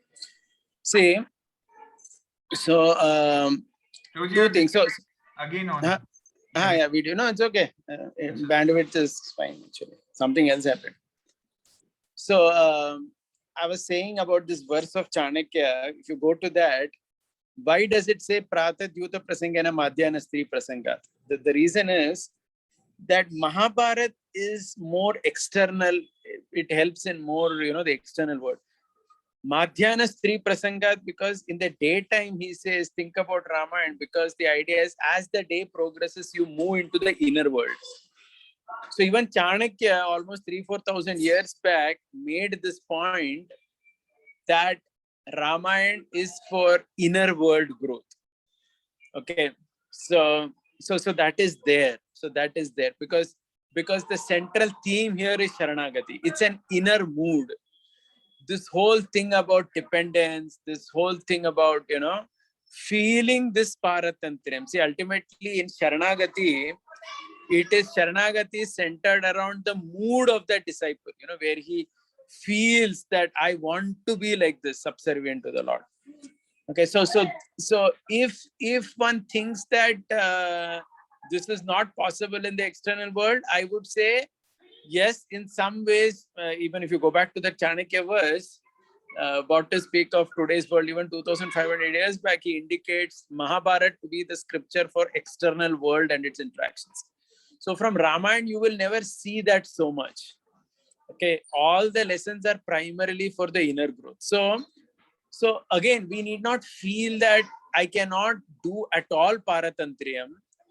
So this mood of being subservient, this mood of not having an individual opinion, these are not to be imitated externally with something. So if somebody says that you must be like this with the guru, with the counselor, with the Shiksha guru or the temple president, then I would say there is a problem, because these things are not to be imitated like that. There can be a chaos because of that. Rather, these things are to be seen in terms of our internal growth. Okay, and that is very much possible, where in our relationship with the Lord, one feels like this. When so I does that answer the question in some way? Yes, it does. Yeah. So, Prabhuji, internal growth means that appreciation of anything associated with the Lord is purifying. Yeah. Okay. Internal growth, yeah, and see, please try to understand, Sharanagati is an internal process only. It is not so much external. See, that's why we always keep saying Duryodhana and Arjun both are fighting only externally. Externally, like that, you can't make so much of distinction between Bhima and Duryodhana. Both are using Gada Yuddha, and they are fighting with their mace. But one of them is Sharanagata Bhakta and another is not. Which sometimes just by looking externally, you may not even know that. Okay, so we have so many such examples. Yes. Where like that from external world, you cannot understand whether the person is Sharanagata or no. It's a very internal mood of dependence, So for example, Bhaktivinoda Thakur's song, Maan ase deho geho jog kichumor arpilo tuva pate nanda kishore. So the person has house, he has everything, but in his heart of hearts, so that will come out also in some places in terms of his sadhana, in terms of his, that connection. but still it is internal. Even sadhana is internal. It's not necessarily just from that external thing. It's about that inner mood in the heart. Is that okay? Yeah, I answered my question. Something related to the same thing and continuing further. So when we see all the Vaishnava Sampradayas coming up in Kali Yuga, if Kali Yuga is not a very relevant time and day and age to practice something which is, of course, in Ramayana, it's not to be practiced in any age, it's very special. But then why does Sri Sampradaya in Kali Yuga have Ramayana as its scriptures? When Madhava Sampradaya has Mahabharata as its scriptures, it's okay. It's much better than having Mahabharata. And again, the Gaudiya Sampradaya speaks more about Bhagavatam. So why this distinction? If you want to keep pulling out lessons which people are actually going to practice, then Mahabharata is much better than Ramayana and Bhagavatam. So why Sri Sampradaya has Ramayana and why Gaudiya Vaishnava Sampradaya has Bhagavatam as the main scripture? Okay, now if you see this, there are many ways we could answer this. One is, if you see Madhvacharya himself, he is considered an incarnation of Bhima. He is considered Bhima come again. And he was always in that mood only of Bhima. I mean, not only in terms of mood, but even in terms of physical strength. So that loyalty is seen, that flavor comes out there. I don't know much more on that, but Sri Sampradaya, to tell you, Ramayana, because again, if you see, the Sri Sampradaya is a lot centered around the practice of the Sharanagati principle. I mean, it's so much there. If you see the 4,000 verses of the Alvars, it is all completely centered around the principle of Sharanagati. Each of them is talking about their, that mood of subservience to the Lord, feeling that. So for them, that Ramayana fits so nicely in their entire Sampradaya text.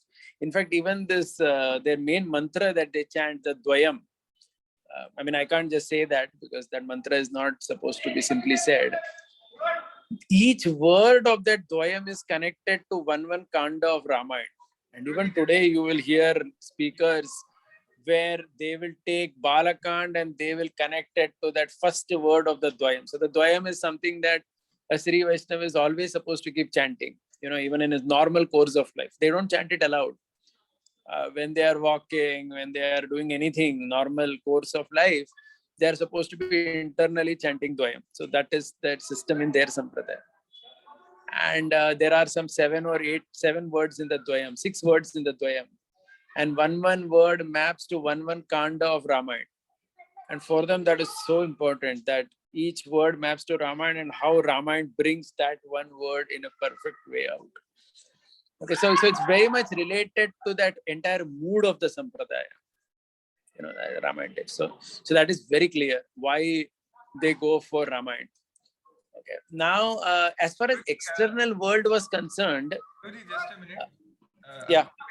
Just to see if I've understood correctly. So what comes first is the mood of the Sampradaya and Yeah. the sculpture appropriately is picked up by the Acharyas. Yeah. Okay. So similarly, if you see Gaudiya Vaishnava Sampradaya is centered around that Gopis Viraha Bhavana. Mahaprabhu was in that mood only, right? That the Gopis, Parakiya Ras, what we call it. Yes. And that comes in Bhagavat only, right? In Ramayana, there is no Parakiya Ras. Yeah. So Bhagavat only talks about, the highest thing in the Bhagavat is the 10th canto, where the Gopis' love for Krishna comes out, and that is why Bhagavat fits seamlessly there. So obviously the mood of the Sampradaya is very much connected to the scripture from which they derive their juice. Okay, so it's like that. Now, if you see the Madhvas, it's not only Mahabharata. Actually, the Madhvas, for them, I don't know so much about them. I have not honestly studied their Sampradaya so nicely. But for them, even all Upanishads are very important. It's a very scholarly tradition there, where Upanishads are very important. Now, as far as the external world and action is concerned, now this one thing is very, very important. Govind Prabhu was mentioning it in his 7-day Gita course also, that in India, traditionally, everybody did their Varnashram. So there was no question about the minimizing or negating the importance of action in the external world. Every person, till 100 years back in India, nobody went against that. So many times that may have not been emphasized in certain sampradayas, but that doesn't mean that it was not important. It was kind of assumed that this is going to be there only, na? Iske bina kaisa hoga? So Govind Prabhu was telling this in the context of why Gita, if you see, Gita talks about Swadharma, it also talks about Manmana Bhava Madbhakto. These are the two main themes of the Gita. But still, if you see, most of the commentators of Gita, they have spoken only on Manmana. Even Ramanujacarya or everybody, they have focused on the devotional aspect of the Gita, not so much of the Swadharma aspect. So the question is why? And the reason is very simple, because that was never violated. So there was never a need to speak about that. 1,000 years back, 500 years back, even 100 years back. There was nobody in town who was violating his Swadharma and acting whimsically. No, it was, no one thought that such a thing would be possible. Okay, but on the other hand, he says that because today people don't do that, emphasizing that external world and the interactions become also very important, because it's a different world that we live in. I mean, I'm just adding something, maybe not directly answering your question, but is that okay? Yes, Prabhu. Thank you. Yeah, Uddhavanand Prabhu, please go ahead. You got a question? Actually, I was having a question in this regard only. Relation Yeah. You see, in Gita, Krishna tells that every varna and every ashram, they should do their respective duties. They should not override their duties and do duties of some other varna ashram.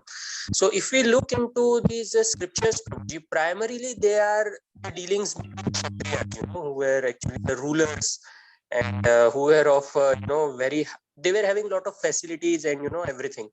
So this following in the footsteps of their dealings, and not like overriding our, because finally it is said that in Kali Yuga everyone is Shudra. So trying or aspiring for that, doesn't it violate this principle which Krishna has said? No, I didn't understand the last part. What you're asking? So Prabhuji, like aspiring for the dealings which is there between Kshatriya, between the or Lord Ram himself or Krishna himself. So is it not we are overriding our duties? We are that we are meant to do something else, but we are aspiring for something else. Is it not like that? No, but which duties are overriding? I didn't get that point. For example, if we see the case of let's say Bharat, King Bharat. So Bharat so he was trying to have Lord Ram as the king. So such situations will never going to come in my life, at least I humbly feel. So Okay, see, that doesn't come in your life, but something else comes in your life, right? See, try to understand. Okay, it may not happen that you may have to get your brother back to the throne or something. So that part exactly may not come. But the principle that along with his bhakti, he was increasing the kingdom prosperity 10 times. Did we see that as a Kshatriya? Correct. So somebody is a businessman, somebody is something else, then that aspect is there only, na? That he has to work on that part also, na? Are you getting it? yeah. So, and also this particular statement, na Prabhuji, Kalau Shudra Sambhavet, let's not just take one statement like that and emphasize that beyond everything else that we have heard. Because see, even in that, even if you say that everybody in Kali Yuga have Shudra characteristic with some amount of prominence, even agreed, still in that there are variations. There will be a Brahminical touch, Kshatriya touch, Vaishya touch, and so on. So even if you see the Kali Yuga history of the last 400, 500, 1,000 years also, there were clearly people who had Brahminical tendency, Kshatriya tendency, Vaishya tendency. Even today they are there.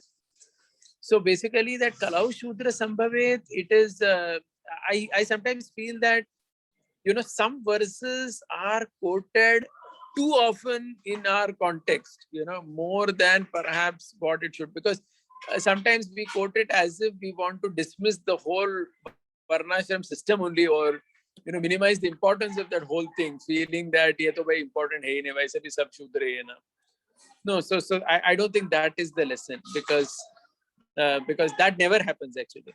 Correct. Because even in the end of Kali Yuga, Kalki is born to a Brahman, Vishnu Yasha, if you see. So there is some Brahman sitting there that time also, and his son is Kalki. Okay, so in some ways, these four natures are always there. Is that okay? I hope that I answered something that you said. Yes, yes, Prabhuji. Thank you. Areba.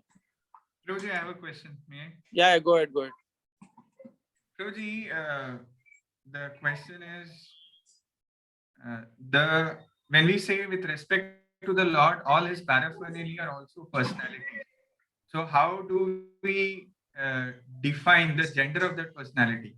Because if you think from a feminist perspective, Lakshmi is pressing the lotus feet. The Paduka is a female, but Shesha sitting on the head of the Lord is a male. So from a feminist perspective, in modern day and age, how do we say that the gender of that paraphernalia is male or female? Because we tend to see all the things, most of the things which are considered lowly are given a female gender. I mean, how do we decide this? The shlok which you showed from Vedanta Desikan, he said Paduka Devi. How did he know it's Paduka Devi and not Paduka Devi? Okay, well, good question. One is we do hear this in several descriptions, like the Kaumodiki, the weapons of the Lord, not only of Lord Ram, even of Vishnu or Krishna, like Sudarshan. So Sudarshan is a male. Okay, so the gender of different weapons, different weapons are actually described, and generally those. Now I don't. I never thought about this. That it seems a little feminist to say that the strong ones are the more masculine ones, like a weapon is a male and Paduka Devi is female. I didn't think in that perspective in terms of. I'm yet to think about that. I don't know how I mean, the that would make question sense. would be: is all these things mentioned somewhere scripturally? That Yeah, they are. Na? So as I told you, like Sudarshan Chakra, we hear, na? Sudarshan Chakra is a male only, right? That Chakra, yeah, he's a male form. yeah. So that descriptions are there in scriptures in general, broadly. And Paduka is always Devi only. Paduka is always spoken like that. She's not spoken in a male gender. It's spoken in the female gender only. Okay. So I feel that these descriptions do come in scriptures in different places. So that's where they pick that up from. Okay. So one more question. Yeah. Recently, we have been discussing about Chitraketu's wives. So my question is, going to the principle beyond that, how do we know that things given in the scriptures are in the realm of reality which we cannot perceive, or in the realm of analogy? Many times we tend to hear that Surya Dev going around in a ratha is not actually happening. With a one-legged chariot going round and round. So he's trying to emphasize, make a point. And again, Chitraketu having 10 million or 10 crore, I forgot. I mean, just that we cannot relate to any of the conditions prevalent at that time. We tend to keep pushing it towards analogy. So how do we actually know whether it's actually analogy or it's actually in the realm of reality, which we cannot perceive? Okay, so the first thing, the general idea, I'll just add because I heard that in Surya Siddhant, Bhakti Siddhant actually writes that the sun is going round and the earth is going round and not the sun. And it's a planet. So, I mean, how to balance these two and how to put either in reality beyond perception or in analogy? Yeah, see, the general tradition was always that Puranas were not meant so much to focus on literary facts. See, that was the first thing. That was the basic thing. The purpose of Purana was Rasa Tattva.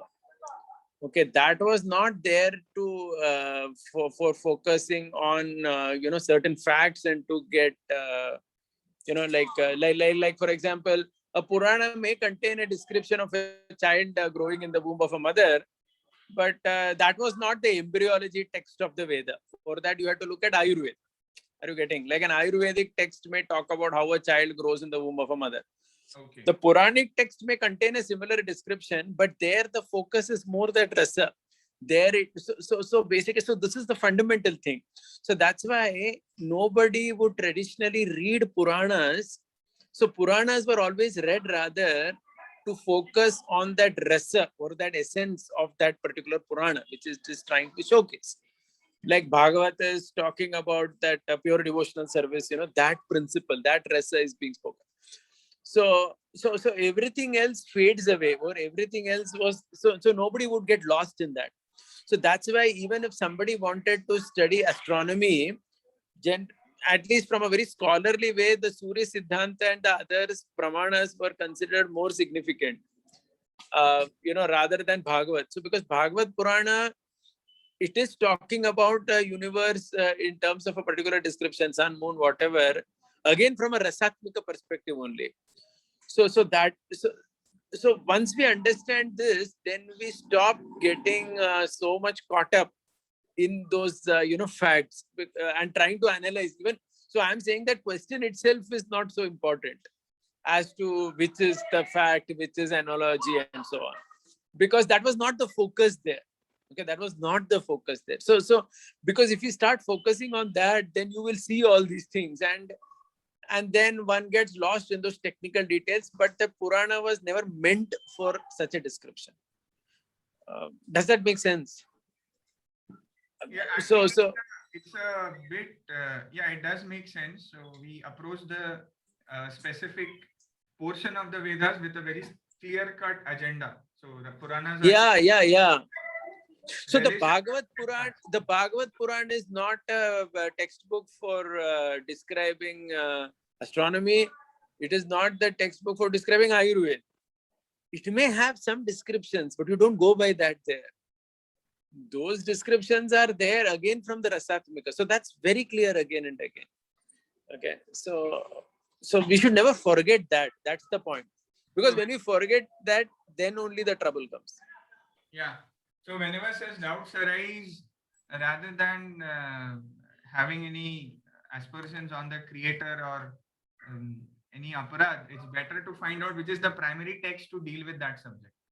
And look at and sometimes you have all these commentaries of acharyas or people who may quote something and say that, hey, look, don't go so much into this as a real thing. Look at it as an analogy only. Like the 10 million wives compared to the various vasanas of the mind, or the desires of the mind, like that. So sometimes such things are also there which may help us. But in the absence of that, we again don't get lost. So many are there like that. If you see the Bhagavad, maybe, I'll give another one which I just came across. Like Hiranyakashipu's wife is pregnant and he goes to do tapasya. He does tapasya for 100 celestial years, Hiranyakashipu. And he comes back and Prahlad is 5-year-old. Because Kayadu is pregnant when Hiranyakashipu goes to do tapasya, and he's doing tapasya for 100 celestial years. And when he comes back, Prahlad is, when the story happens, Prahlad is not an old man, he's 5-year-old. So was Prahlad in his mother's womb for 100 celestial years? Well, the whole point is that perhaps there may be some technical answer to it. So one way to look at it, maybe there's a technical answer, but the Bhagavatam simply doesn't say, because otherwise it would get lost in all those technicalities. Right. And the main thing that it wants to say, the pure devotional service of Prahlad, that would never come up. That is one possibility. While emphasizing the rasa, what was the need for Vyasadeva to put such confusing things? You can bring out the rasa without saying that 100 celestial years and 5 years of Prahlad. You never get into this conflict. No. So, those numbers are also important, try to understand. See, because in that story of Prahlad, isn't it important to say that he's a small boy? In that small boyhood of Prahlad, there is that innocence. There is that, he has no other shelter other than Krishna. Come on, if Prahlad is a... number is important. What I'm saying, such numbers which start the confusion at the first place. 100 celestial is and 5 years old. Right? So that numbers are there to illustrate two different points. So Hiranyakashipu's 100 celestial years, because he's doing tapasya for a very long time. Because it's not easy what he achieved. वो achieve करने के लिए भी time लगता है बहुत. So there the 100 celestial years comes, and here you have to show that Prahlad is innocent small child. If he's a grown up 80-year-old man fighting with his father, then maja hi chala gaya story mein. There's nothing then. What is it like? Yeah. So those figures are there again, part of the rasa only. Right. But then if we get into the contradiction and then we are thinking, Are Baba, ye analogy hai, ye analogy hai, then we get lost, because Maybe there is even a technical reason, but maybe there are different planets, or we just don't know why, where Prahlad was sitting, where Kayadu was sitting in Yes, Narad Muni's maybe. ashram, which planet it was. Those Planet. things are not even said. So because they are not said, we only understand. So most of this technical information, like I gave this example, but like there's so many examples will be there in Bhagavatam, where all these technical example reasons are just not given. Because as I told you, that would be given, then it would become a technical book. And then फिर रसा ही चला जाता. So only those technicals are given, which are in some way connected to the rasa, because which bring out that particular mood, and inherent contradictions are just just dropped. You just don't go into it. You just focus on the main thing. So that's how at least the book is approached. The pedagogy of the book. Guruji, Puranas are Rasa Shastra. Can Itihasas be taken at literally? Itihas, Mahabharata and Ramayana, can they be taken literally? Yeah, so they are at a different level. So if you remember that document that I put up, there is this verse of Jiva Goswami. I don't remember it by heart, but it says that each of these scriptures are different in the way they teach. I think the Puranas were considered like a lover, and Yes. Itihasa was considered something else. So दूसरा example दिया हुआ है वहाँ पर. So if you see that way, the Itihasas also na, the poetic descriptions, there could be some. You always take some liberty. In Kavya Shastra, Yeah, Kavya, you take more liberty. But in the Itihasa, it is lesser actually. I mean, it is at again at a different level. So yeah. And that's why more confusions come in Bhagavad only. That way, if you read Ramayana and all, you don't get all these technical questions. I don't think they are hardly there. Of course, something may be there where you may say how Ram killed Ravan or how Hanuman jumped and all that. Okay, leave that aside. Extraordinary power is being described in that. But otherwise, it is not really, you will not get so many questions in Ramayana. At least I didn't see. Like in Bhagavatam, the kind of questions that you can get from a technical sense, not from a philosophical sense. Yeah, they are not there. They're different level of writing. Yeah, I mean, facts, not facts, but instances which tend to challenge our logic. They are more in Bhagavatam and less in Itihas Shastra. Yeah. One, continuing the same question, most of the stories that we hear, it is said that Puranas are the storehouse of almost all the stories. Vedas are aphorisms or rules, principles, and almost all the stories come in these 18 Puranas, because stories don't exist in Upanishads or anything else. Stories exist only in Puranas and Itihas, right? So if Puranas and Itihas we completely put aside, saying that they are all Rasa Shastra, then all kinds of debates which we go out and have, that the head of Ganesh was chopped off, again it's a Rasa because it comes in one of the Puranas, from there we get to know. So I mean, you're striking at the foundation, all the things which we take and go out and proclaim the superiority of Vedic Shastra or Vedic Sanatan Dharma, not just spiritually but materially, everything is coming from the Puranas, and we just said Puranas are all Rasa Shastra. So where do we stand then? Okay, see again, Rasa Shastra. So the default thing is we take the story as it is also, but it is just that we don't go too much into the technicality of it. So Prahlad was a boy. There's no question about it. I mean, there's no second opinion that Prahlad was a very old man in that story. And Hiranyakashipu also did penance for a very long time. Okay. Now, what kind of resolution is there between these two? Something would be there. That's okay. That perhaps because see, again, the focus of the Puranas is to impact our life. That's the focus there. The focus is to impact the life. Okay, so they're talking from that particular sense. Now, again, if you see, na Prabhuji, now these devatas who are there, like Ganesh and all, they are also found in the Vedas. So it's not that they will not be found. So Ganesh, the leader of the Ganas, is glorified in the Vedas. So all the devatas, the primary devatas whom you're talking about, they are glorified in the Vedas also directly. Yes. So I wouldn't say that. And even Upanishads, many of them, they contain stories also. So I mean, Nachiketa's story is there, But again, there would be some supernatural thing, like Nachiketa is going to Yamaraj. Now, how does he go? He may not be able to immediately comprehend that part. But stories are there everywhere. But the focus of the stories is impact to life. more than getting lost in that technical aspect of it, which you could find from some places again. Yes, Prabhu. Yeah, thank you. Thank you. Haribol Prabhuji, I had one question. So, Go ahead. so the very first question that was asked, Sheshatam and today's topic, Paratantriyam. Paryatantram. And you said that first we should develop Paryatantram and then Sheshatvam. I didn't understand why first this versus that. Yeah, I said that because Paratantriyam is specifically for animate beings.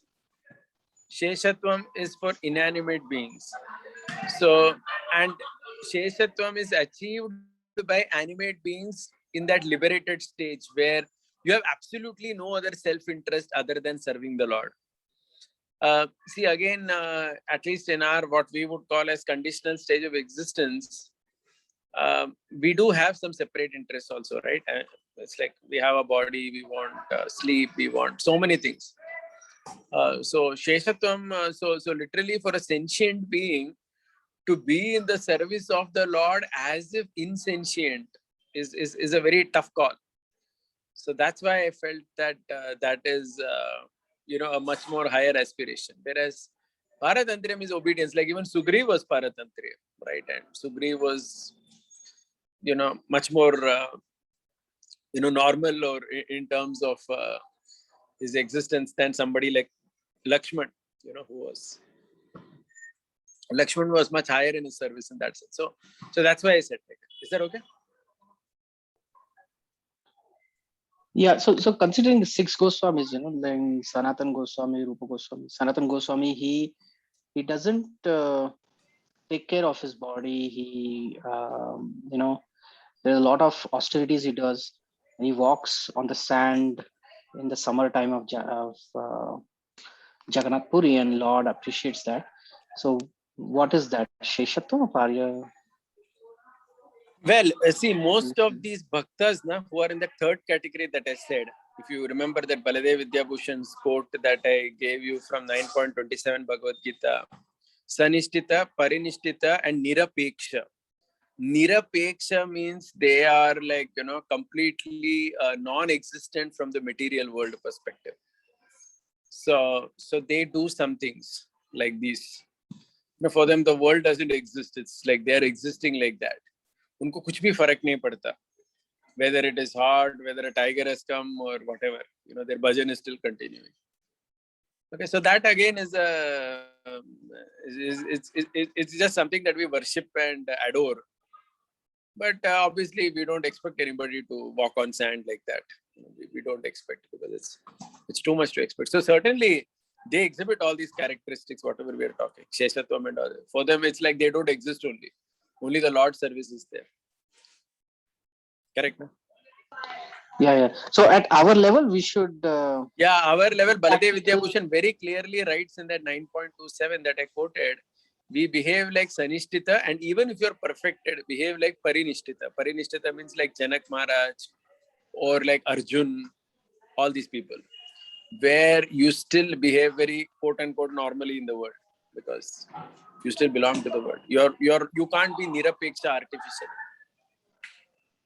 Okay, so at our purity level, we will exhibit, instead of doing something that these great souls, they may exhibit very extreme examples. Okay, thank you.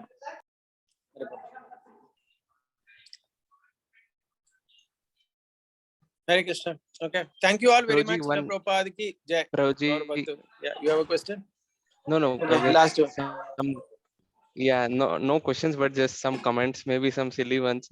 Prabhuji, you were telling about this, the increase of growth, what Bharata did. I was also thinking the population was also increasing. So population keeps on increasing. So the growth has to be done in that sense, so that people are not bereft. It's maybe a silly thing, Prabhuji, but just in that sense, I was asking. The growth has to be done in a. No, I mean, we don't know whether the population increased at 18% per annum or whatever, but whatever it may be, It is certainly, I mean, that we don't know, it's not explicitly given. So that would be increasing. Okay, let's assume that it was. But the point I wanted to hit upon, see, the main point there was that he was not simply crying next to the Paduka. Yes. You understood Yes. that? Yes. That's what you Yes. want to hit at.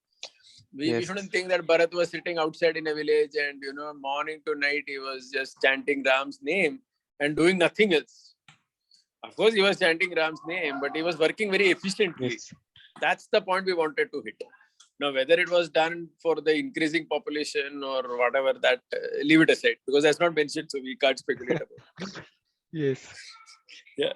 And the other thing, what our Guru had asked regarding the the sleepers of the Lord's feet. So I was just thinking that the gopis say that their body parts are more hard than they are concerned more about the feet of the Lord, how they are so soft. So I was just trying to correlate. Will that be the reason I don't know. to give pleasure to I'll the have to Lord in figure that out. way? I'll have to figure out why Paduka became a female. It's a It's a good speculation. question. We'll think about it. This is Very good. speculation. Yes, Puji. Srila Prabhupada ki jai, Gaur Bhakta Vrinda ki jai, Jai. Nitya Gaur Premanand.